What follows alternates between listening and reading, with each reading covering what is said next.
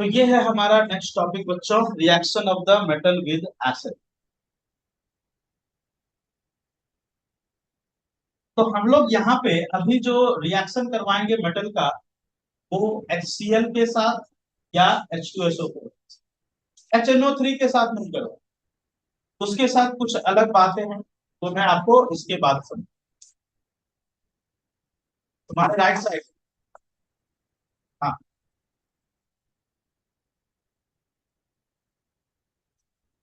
जैसे पोटेशियम है, इसको अगर हम HCl के साथ रिएक्शन करें तो KCl plus H2 gas. Sodium को रिएक्शन करें HCl के साथ NaCl plus H2 gas. Calcium को रिएक्शन कीजिए HCl H2SO4, दोनों में से कोई भी ले सकते हो। अगर H2SO4 के साथ रिएक्शन करोगे CaSO4 plus H2 gas. Magnesium को अगर रिएक्शन कर लें HCl या H2SO4 कोई भी ले लो, HCl ही ले लो, MgCl2 plus H2 gas. Aluminium का रिएक्शन अगर मान लो कर लें H2SO4 के साथ Al2SO4 whole thrice plus H2 gas. यहां से एक क्वेश्चन, इस दोनों मेटल्स, यहाँ पे आप देख रहे हो कि सब जगह पे रिएक्शन सेम हो रहा है, एक जैसा ही।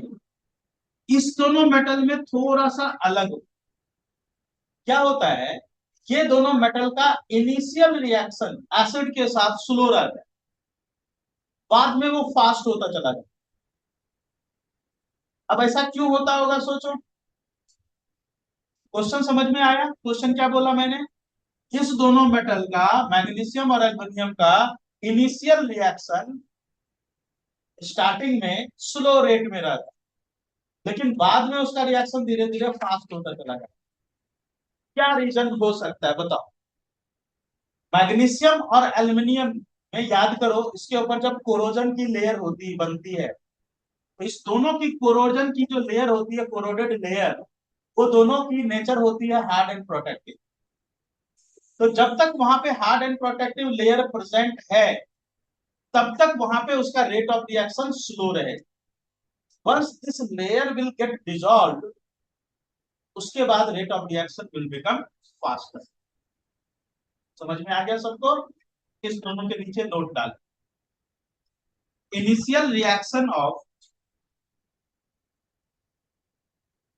Magnesium and aluminium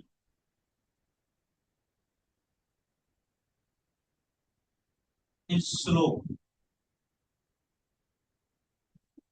due to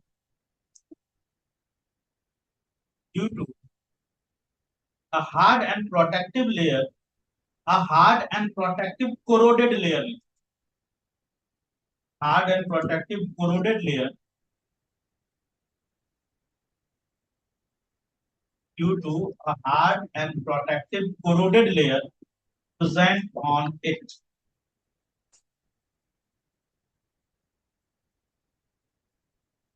When this layer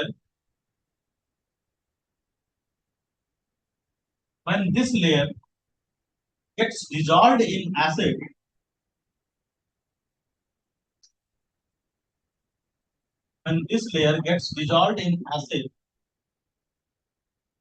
the rate of reaction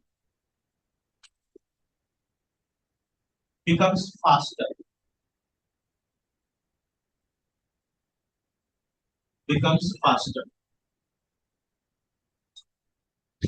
चलिए अब हम आ जाए next reaction, Zn plus HCl, ZnCl2 plus H2 gas, iron plus HCl, FeCl2 plus H2 gas. ये सब जगहों पे आप क्या देख रहे हो कि सेम रिएक्शन हो रहा है, तो फिर फर्क क्या पड़ेगा? ऊपर से जब नीचे आएंगे तो रिएक्शन में क्या डिफरेंस आएगा? स्लो होता जाएगा। स्लो होने का मतलब क्या, यहाँ पे स्लो होने का मतलब है क्या कम होती जाएगी, रिएक्टिविटी कम होगी। तो ये पता कैसे चलेगा रिएक्टिविटी कम होगी, हाइड्रोजन गैस बबल्स का नंबर प्रोड्यूस्ड पर मिनट विल डिक्रीज। समझ में आया?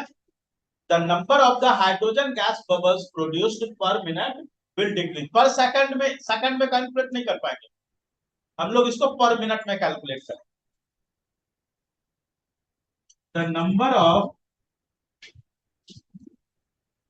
हाइड्रोजन गैस बबल्स प्रोड्यूस्ड पर minute will decrease due to lesser reactivity,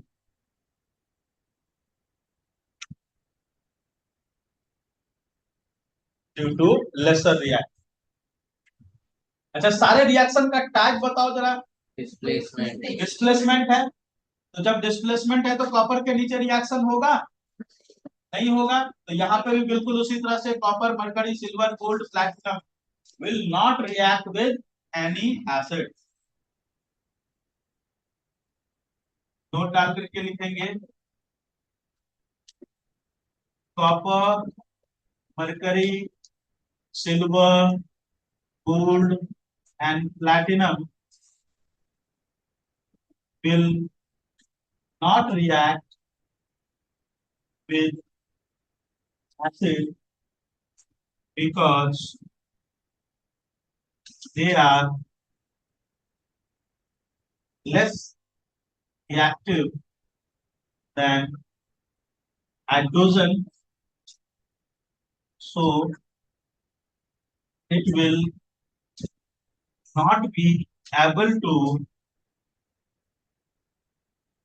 displace hydrogen from acid।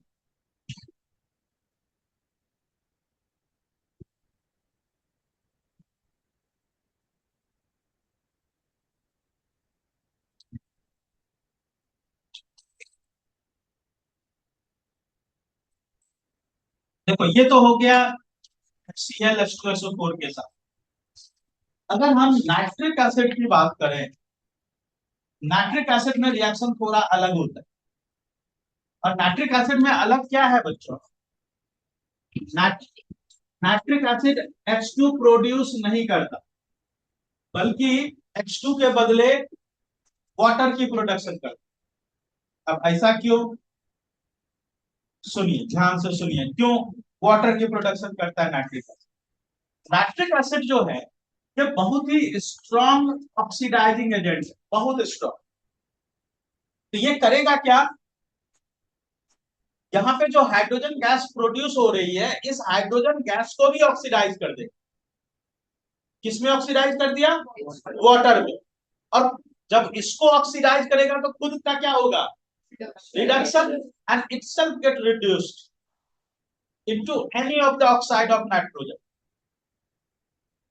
या तो वो NO2 में कन्वर्ट हो सकता है, NO में कन्वर्ट हो सकता है, N2O में कन्वर्ट हो सकता है, किसी भी ऑक्साइड में कन्वर्ट। ठीक है, समझ में आया क्या बोला मैंने? इसमें नोट में second note, when these metals are reacted with nitric acid, when these metals are reacted with nitric acid, it will not produce hydrogen gas, will not produce hydrogen gas, but it produces water।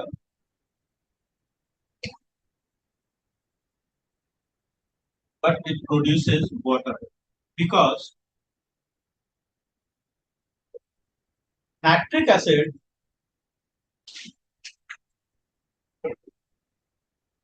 is very strong oxidizing agent.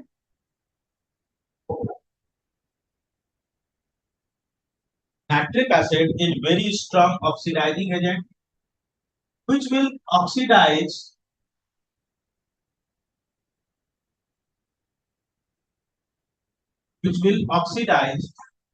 produce the hydrogen which will oxidize produce the hydrogen into water.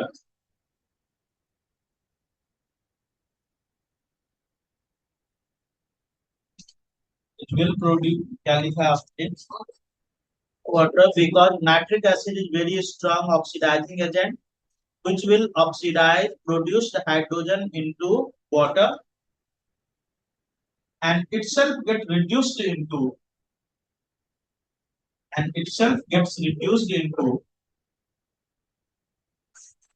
any oxide of nitrogen. Any oxide of nitrogen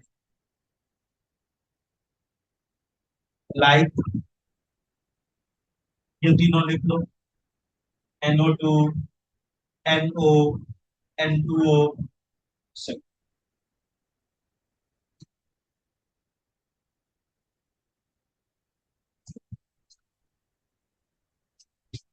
तो क्या समझ में आ गया सबको? अच्छा, एक और point है यहाँ पे, ये जो दो मेटल हैं कौन कौन से दो मेटल? मैग्नीशियम और मैंगनीज, जिंक नहीं, मैग्नीशियम और मैंगनीज, Mg एंड Mn। ये दो मेटल ऐसे हैं जो मेटल जब वेरी डाइल्यूट नाइट्रिक एसिड के साथ रिएक्ट करते तो हाइड्रोजन की प्रोडक्शन होती। अगर कभी ऐसा क्वेश्चन आ जाए कि नाइट्रिक एसिड से हाइड्रोजन कैसे प्रोड्यूस किया जा सकता है, तो आपको क्या लिखना पड़ेगा? ये दो ही मेटल हैं ऐसे। कौन कौन से दो मेटल? मैग्नीशियम और मैंगनीज। और वो भी किस तरह के नाइट्रिक एसिड के साथ? Very dilute. वेरी लगाना जरूरी है यहाँ। वेरी डाइल्यूट नाइट्रिक एसिड के साथ जब रिएक्शन होगी तब जाके वहां पे हाइड्रोजन गैस प्रोड्यूस। अब इसमें नोट नंबर 3 में डाल,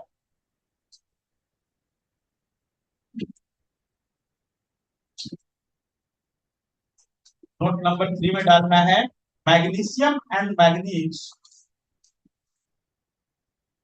Mg and Mn reacts with very dilute nitric acid, reacts with very dilute nitric acid to produce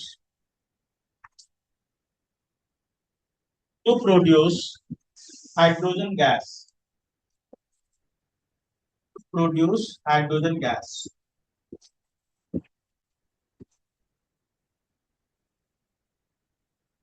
किसी बच्चे को कोई क्वेश्चन, कोई डाउट यहां तक में से कोई भी पॉइंट में?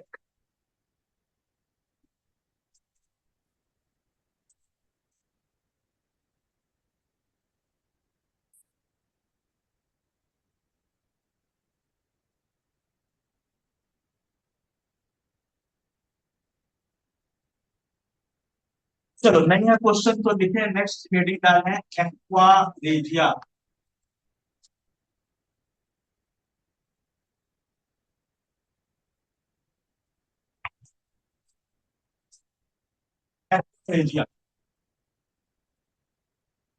एक्वा रेजिया जो है, जिसको कि कॉमन नेम इसको बोला जाता है रॉयल वाटर, लेकिन इसको वाटर समझने की भूल मत, बहुत खतरनाक है। ये जो सब्सटेंस है एक्वा रेजिया, ये HCl और HNO3 का highly concentrated solution,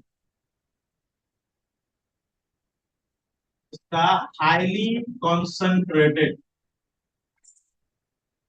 solution,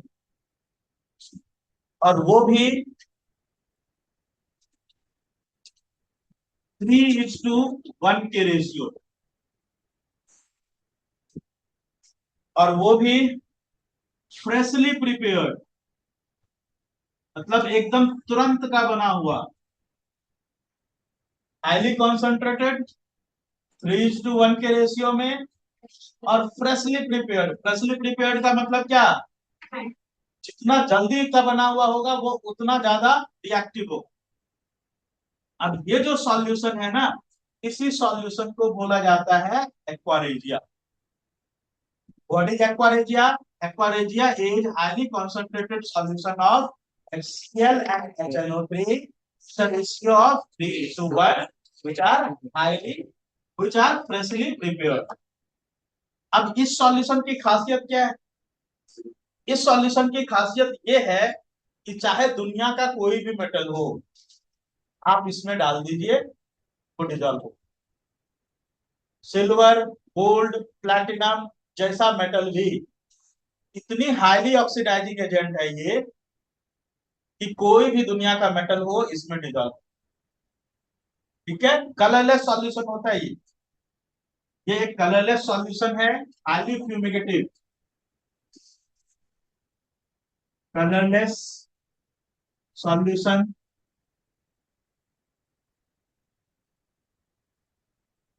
produces fumes, धुएं की तरह प्रोड्यूस होता है, धुआं निकल रहा होता है उसमें से।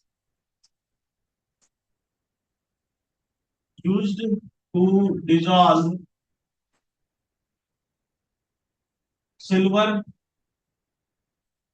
गोल्ड एंड प्लैटिनम, इस तीनों को डिजॉल्व कर सकता है। तो इसका यूज कहाँ किया जाए? देखो, यूज कहाँ किया जाता है, जहां से आपको क्वेश्चन आते हैं, इस जगह से क्वेश्चन जो आते हैं, जो पैराग्राफ बेस्ड क्वेश्चन होता है ना, वो यहाँ से आता है। क्या होता है पैराग्राफ, कि कोई एक पर्सन है, वो एक ज्वेलर के पास गया, और उसने जो है वो अपना कोई गोल्ड का आर्टिकल उसको दिया क्लीन करने के लिए। तो ज्वेलर ने, उसने पर्सन ने क्या किया, दुकानदार ने उसके सामने ये सॉल्यूशन निकाला। अब चूंकि दोनों कलरलेस सॉल्यूशन है, तो आप तो देख के पहचान नहीं पाओगे कि ये क्या है। उसने दोनों सॉल्यूशन सामने में मिक्स करी, उसमें आपके गोल्ड के आर्टिकल डाल दिए। अब वो आर्टिकल दो चार बार उसने जो है ग्लास की रॉड से घुमाया, मेटल की रॉड से नहीं। ठीक है, मेटल की रॉड से नहीं, अगर ग्लास की रॉड से घुमाया तो समझ जाओ चीटिंग हो रही। ग्लास की रॉड से घुमाया और फिर निकाल करके आपको पानी से वॉश करके दे दी। बिल्कुल वो पहले की तरह चमकने लगा, बिल्कुल शाइन करने लगा उस।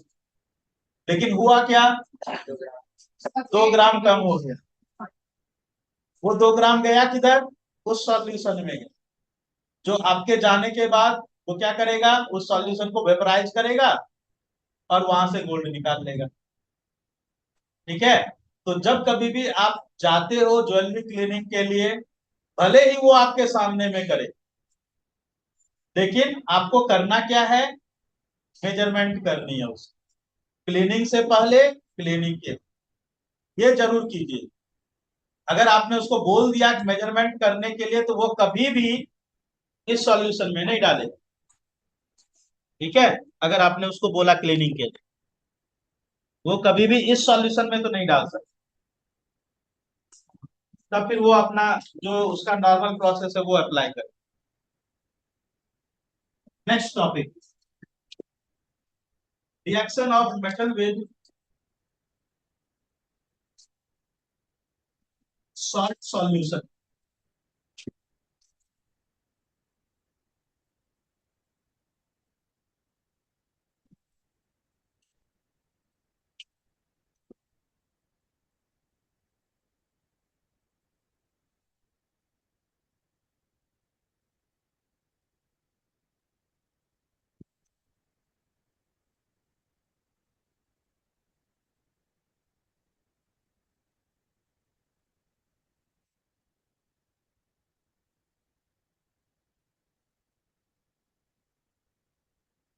इसमें आपको क्या याद रखना है, जब मेटल का रिएक्शन हम दूसरे किसी सॉल्ट सॉल्यूशन के साथ करेंगे, तो एक higher reactive metal lower reactive metal को डिस्प्लेस कर, ठीक है।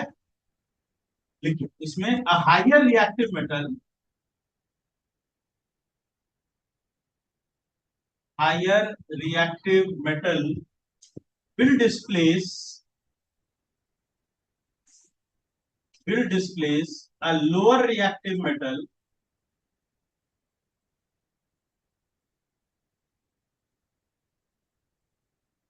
from its salt solution or from its molten form और फ्रॉम इट्स मॉल्टन।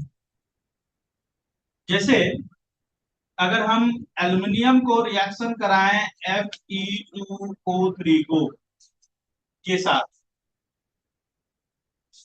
तो एल्युमिनियम आयरन से ज्यादा रिएक्टिव है। एल्युमिनियम देखिए ऊपर है आयरन से, तो एल्युमिनियम इसको डिस्प्लेस कर देगा और यहाँ पे बनेगा Al2O3 प्लस Fe। इस रिएक्शन की खासियत है कि यहाँ पे बहुत ज्यादा हीट प्रोड्यूस होता है और ये हीट इस आयरन को मेल्ट कर देगा और आयरन जो प्रोड्यूस होगा ये यहाँ पे मॉल्टन फॉर्म में प्रोड्यूस। इस रिएक्शन का एक स्पेसिफिक नाम है, किसी को पता है? बोलो। थर्मिट रिएक्शन बोलते हैं इसको। अच्छा ये पता है थर्मिट रिएक्शन, इसका दूसरा नाम किसी को पता हो? इसका दूसरा नाम है एल्यूमिनोथर्मिक रिएक्शन। अच्छा यूजेज पता है किसी को इसका? हाँ, इस रिएक्शन का यूज बहुत इंपॉर्टेंट है। इस रिएक्शन को यूज किया जाता है to weld cracked railway tracks, cracked railway tracks, iron bridges, heavy machine. कहीं पढ़ा है क्या हमने इसको? अच्छा डिस्प्लेसमेंट रिएक्शन में पढ़ा होगा सर। तो इसको बैलेंस कर लो, बहुत इंपॉर्टेंट रिएक्शन है ये।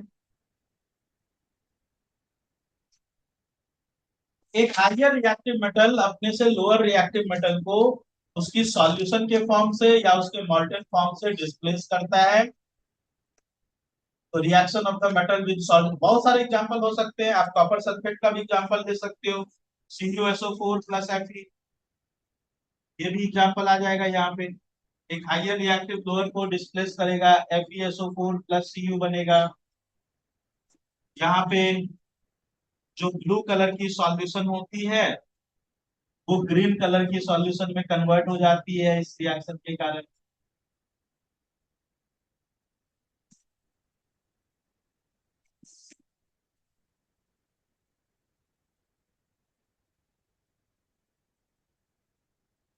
तो ये था हमारा फोर्थ रिएक्शन। सबसे पहला रिएक्शन हमने पढ़ा था reaction of the metal with oxygen, second पढ़ा विद वाटर, थर्ड पढ़ा विद एसिड, और ये था हमारा fourth reaction, reaction of the metal with salt solution.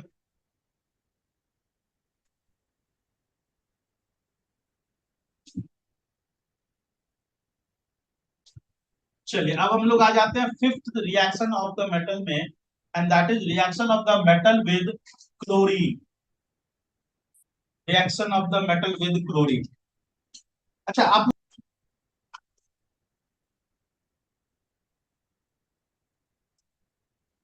तो मेटल का जब रिएक्शन क्लोरीन के साथ होगा, metal plus chlorine, this will react to form metal chloride, metal chloride। Potassium plus chlorine, KCl, sodium plus chlorine, NaCl, simple reaction है इसका। Calcium plus chlorine, CaCl2,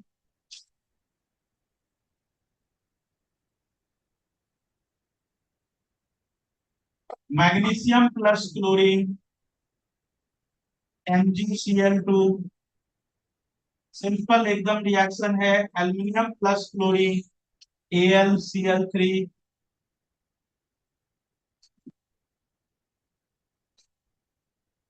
बस ऊपर से नीचे जाएंगे रिएक्टिविटी डिक्रीज होती चली जाए।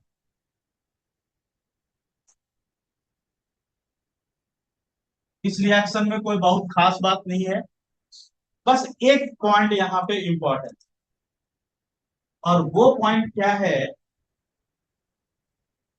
मेटल जब भी, जैसे मान लीजिए कि ये एक मेटल है NaC, NaCl का जब फॉर्मेशन हुआ, जैसे मान लें कि ये Na रिएक्ट किया क्लोरीन के साथ, बताओ, सुन रहे हो, सुनो ध्यान से, जब Na रिएक्शन किया क्लोरीन के साथ, Na का एटॉमिक नंबर बताओ तो कितना होता है, क्लोरीन का कॉन्फ़िगरेशन बताओ, Na का, क्लोरीन का बताओ, ये रिएक्शन से पहले की स्टेट है, ध्यान से सुनना, अभी लिखना मत, लिखना मत, पहले सुन लो, समझ लो अच्छे से। ये बिफोर रिएक्शन की स्टेट है, प्रोटॉन कितने होंगे, जितना एटॉमिक नंबर उतने प्रोटॉन, इसमें कितने होंगे 17 प्रोटॉन। इलेक्ट्रॉन कितने होंगे, बोलो, और यहाँ पे प्रोटॉन पे कौन सी चार्ज होती है, पॉजिटिव, इलेक्ट्रॉन पे, रिएक्शन से पहले सोडियम पे चार्ज कितनी है, 0, क्यों 0, जितना पॉजिटिव उतना नेगेटिव, है ना, atomic number is equal to number of proton is equal to number of electron. Chlorine पे कितनी चार्ज है, 0, दोनों पे अभी कोई चार्ज नहीं है। रिएक्शन, कोई भी एटम रिएक्शन क्यों करता है, स्टेबिलिटी के लिए, ये अपने एक इलेक्ट्रॉन इसको डोनेट करेगा, करेगा, रिएक्शन के बाद, रिएक्शन के बाद इसका कॉन्फ़िगरेशन, सोडियम का कॉन्फ़िगरेशन क्या बनेगा, 8, ये अपना एक इलेक्ट्रॉन डोनेट कर दिया। क्लोरीन का कॉन्फ़िगरेशन क्या बना, 2 8 8, क्लियर है सबको। अब बताओ यहाँ पे प्रोटॉन का नंबर बताओ, सोडियम में 10 और क्लोरीन में, सब लोग बोलो 18। इलेक्ट्रॉन का नंबर बताओ, प्रोटॉन का नंबर तो वही रहेगा ना जी, प्रोटॉन का नंबर थोड़ी ना चेंज होगा, तो भी क्या, प्रोटॉन का नंबर कहाँ चेंज होता है, प्रोटॉन तो रिएक्शन में कोई पार्टिसिपेट, इलेक्ट्रॉन का नंबर बताओ 10, और यहाँ पे 18, तो प्रोटॉन पे चार्ज है पॉजिटिव और इलेक्ट्रॉन पे, अब बताओ सोडियम पे कितनी चार्ज आई, 1 पॉजिटिव, सोडियम पे 1 पॉजिटिव चार्ज आई, क्यों आई 1 पॉजिटिव, क्यों आई, इलेक्ट्रॉन डोनेट किया इसलिए 1 पॉजिटिव। क्लोरीन पे कितनी चार्ज आई, -1, क्यों आई -1, एक इलेक्ट्रॉन गेन किया इसने, जितना इलेक्ट्रॉन डोनेट करेगा उतना पॉजिटिव, जितना गेन करेगा उतना नेगेटिव। इस सब में यहाँ पे देखिए +1 -1, +1 -1, +2 -1, +2 -1, +3 -1। जब कभी भी किसी भी एटम पे चार्ज डेवलप होता है, उसको क्या बोलते हैं, क्या बोलते हैं, आयंस बोलते, क्या बोलते हैं, आयंस बोलते हैं। तो Na+Cl- पॉजिटिवली चार्ज्ड आयन को क्या बोलते हैं? कैटायन बोलते हैं। और ये हो गया नेगेटिवली चार्ज आयन। बोलो इसको क्या बोलेंगे? आयन बोलेंगे। क्या दोनों पे अपोजिट चार्जेज हैं? क्या अपोजिट चार्जेज एक दूसरे को अट्रैक्ट करते हैं? दिस मीन्स कि कैटायन एंड एनायन दोनों एक दूसरे को अट्रैक्ट करेंगे। करेंगे। इस अट्रैक्शन फोर्स को हम लोग बोलते हैं आयोनिक बॉन्ड। क्या बोलते हैं? What is ionic bond? Ionic bond is the attraction force between cation. समझ में आया? What is ionic bond? Attraction force between cation. इससे जो भी कंपाउंड बनेगा आयोनिक बॉन्ड से, उसको हम लोग बोलेंगे क्या? Ionic compound. तो जब कभी भी एक मेटल एक नॉन मेटल से रिएक्ट करेगा, जब कभी भी कोई भी मेटल एक नॉन मेटल से रिएक्ट करेगा, तो मेटल हमेशा क्या बनाएगा? कैटायन। और नॉन मेटल क्या बनाएगा? एनायन। और दोनों के बीच में जो अट्रैक्शन फोर्स है, इस अट्रैक्शन फोर्स का नाम बताओ। Ionic bond. अट्रैक्शन फोर्स का नाम है आयोनिक बॉन्ड। और इस बॉन्ड से बने हुए कंपाउंड को क्या बोलोगे? आयोनिक कंपाउंड बने बोलेंगे। यहाँ पे जितने भी मेटल क्लोराइड बनेंगे, जितने भी, सबके सब क्या होंगे? आयोनिक कंपाउंड होंगे। ठीक है, समझ में आ गया? सबको क्लियर है? चलो नोट डाउन करो अब इसको।